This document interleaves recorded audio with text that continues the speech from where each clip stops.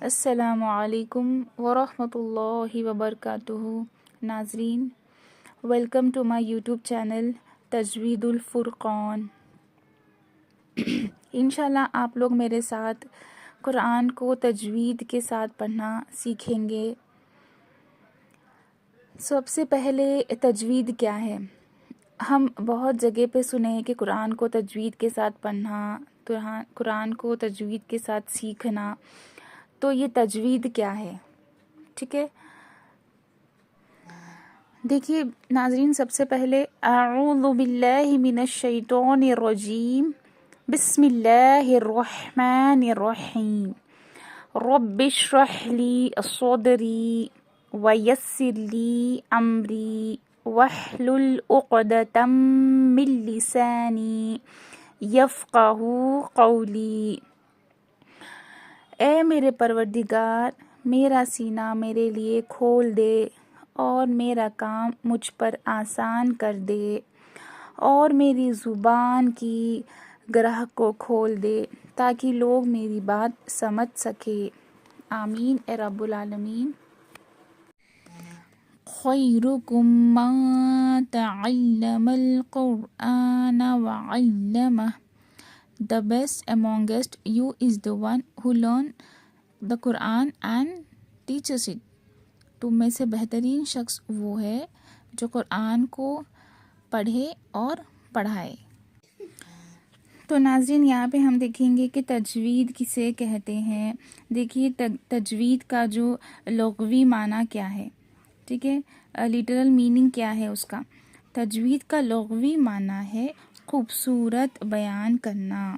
اس کا مطلب یہ ہے کہ ہم قرآن پاک کو بہت خوبصورت انداز میں ہم کو پڑھنا ہے. ٹھیک ہے، اصطلاح معنی کیا ہے؟ ٹرمینالوجیکل میننگ ہے اس کا. کیا ہے؟ ہر لیٹر کو اس کے مخارج سے اور تمام صفات کے ساتھ ادا کرنا. قرآن کے جو الفابیٹس ہوتے ہیں نا، اس کا پروناؤنسنگ، اس کا مخرج صحیح طریقے سے پڑھنا اور اس کے تمام صفات کو ادا کرنا. ٹھیک ہے، یہ مخرج کا ایک بہت اہم حصہ ہے کہ ہم قرآن کو تجوید اور اس کے صفات کے ساتھ لے کر چلنا ہے. ٹھیک ہے نا. تو یہاں پہ دیکھیں گے ہم کہ قرآن کریم کو تجوید کے ساتھ پڑھنا کیسا ہے. ٹھیک ہے، قرآن پاک کو تجوید کے ساتھ پڑھنا فرض عین ہے. اس کا مطلب کیا ہے؟ فرض عین کہ بہت ضروری ہے. ٹھیک ہے، اور وہ کام جن کا پورا کرنا ہر مسلمان پر انفرادی طور پر ضروری ہے. انفرادی، انڈیویجول. جیسے کہ ہم نماز انفرادی طور پر فرض ہے. ٹھیک ہے، ایک بندہ ہوتا ہے، اس کے اوپر اس کی نماز انفرادی اس پر فرض ہے.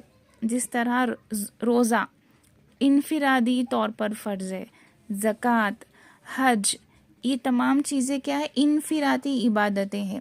تو اسی طرح قرآن پاک کو بھی پڑھنا صحیح طریقے سے یہ انفرادی طور پر فرض عین ہے. ٹھیک ہے، اور سب سے ایک اہم بات جو ہے کہ قرآن پاک کو کہ جو بھی رولز قواعد جو کہ نورانی قاعدہ میں ہوتے ہیں، انشاءاللہ وہ میں آپ لوگوں کو ویڈیوز اپلوڈ کروں گی، اور ایک دم سلو انداز میں پڑھایا جائے گا. ٹھیک ہے، ایک دم آہستہ. جو بگنرز ہوتے ہیں وہ لوگ میرے چینل کو اچھے سے میرے چینل سے ان لوگوں کو فائدہ ہو سکے گا. ٹھیک ہے، جیسے کہ میں آن لائن کلاسز لیتی ہوں، تو اس ڈیمانڈ پہ میں نے چینل اوپن کیا ہے کہ جو پڑھانے کا طریقہ ہے میرا الحمدللہ وہ ایک دم اوپن اور ایک دم ایزی وے میں ہے. تو اس کے لیے بہت سے لوگ نے مجھے یہ انسسٹ کیا ہے کہ آپ ہے نا آپ کے ویڈیوز اپلوڈ کریں، تاکہ بہت سے بگنرز ہو، لیڈیز ہو جو کہ کلاسز جوائن نہیں کر سکتے یا جو انٹرسٹڈ ہے وہ بھی پڑھ سکتے ہیں. جس کو پڑھنا بہت مشکل ہوتا ہے، ایک دم سلو میں جائیں گے انشاءاللہ. ہم ایک صورتیں ہیں نا، پہلے تو میں پورے آپ لوگوں کو انشاءاللہ نورانی قاعدہ کا پورے جو لیسنس ہے وہ اپلوڈ کروں گی. اس کے بعد ہم قرآن کے جو بھی صورتیں ہیں اس کو آہستہ آہستہ ایک دم تھوڑا تھوڑا اور سلو ورسز میں, ٹھیک ہے, جیسے کہ ایک دم آہستہ آہستہ میں ہم پڑھیں گے, زیادہ سپیڈ نہیں, ایک ایک آیت کو ڈیٹیل میں آہستہ آہستہ اس کو پروناؤنسنگ کرتے ہوئے انشاءاللہ ویڈیوز میں اپلوڈ کروں گی.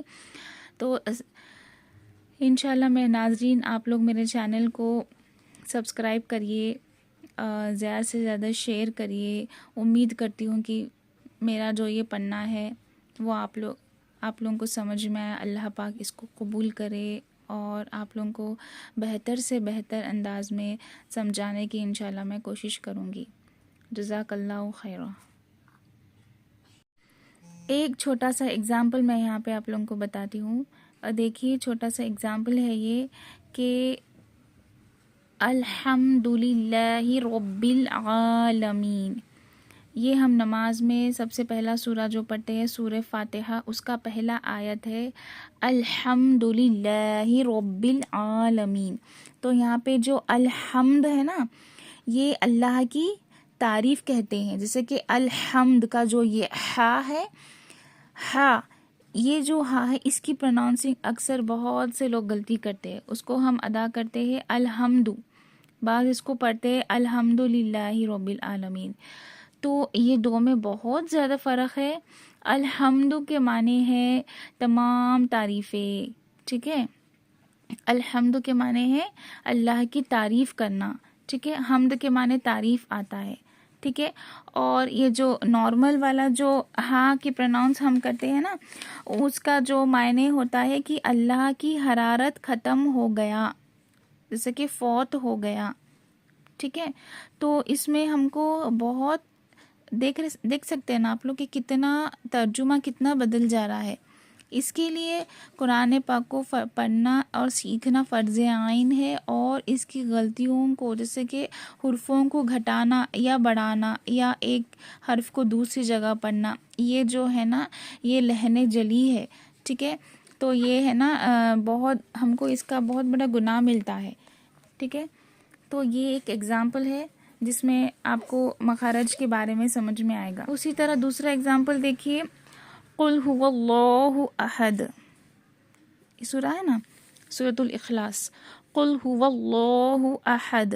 اس میں دیکھیے جو یہ قل ہوتا ہے نا, قل کا جو قوف ہوتا ہے اس کا ہم اکثر سے زیادہ ہم اس کو کاف کر دیتے ہیں, کل کر دیتے ہیں ہم اس کو, لیکن یہ ہے یہ قل. قل هو اللہ احد, کہہ دیجئے کہ اللہ ایک ہے, لیکن ہم یہاں پہ کاف کر دیتے ہیں, قل هو اللہ احد کر دیتے ہیں. تو یہ کاف ہے نا, یہ ایسا پروناؤنس کرنا بہت غلط ہے, اس کا بھی معنی ہم کو یہاں پہ بدل جاتا ہے, ٹھیک ہے. اور اس طرح بہت سے ایگزامپلس ہیں. انشاءاللہ آپ لوگوں کو جب میں حرفوں کی جب مخارج کا ویڈیو اپلوڈ کروں گی, آپ کو اس میں انشاءاللہ سمجھاؤں گی کہ ورڈز کو سملر ورڈز جو ہوتا ہے, جیسے کہ قوف اور کاف, تا اور تو, ٹھیک ہے, ہا اور ہا, اس کے جو کتنے بھی ڈفرینسز کیسا ہے اور کس طرح اس کو پروناؤنس کرنا ہے.